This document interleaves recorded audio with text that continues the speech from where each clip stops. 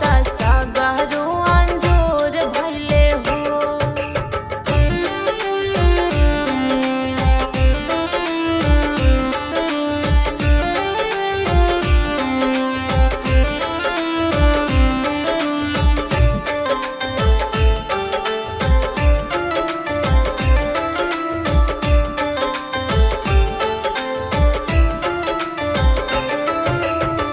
सासु सोहागिन बड़ा भागी नयना धन लुटावेली हो।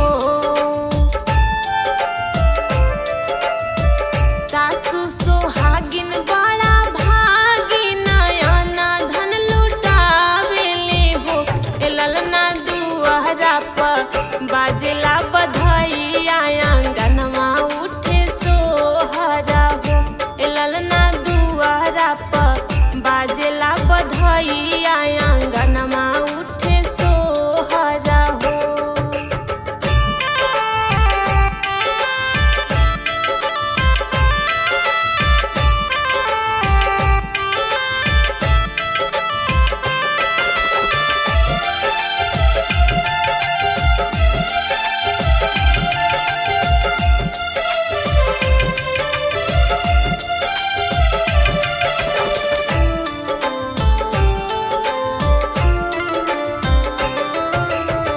नाची नाची गावेली बहिनिया ललना के खेलावेली हो।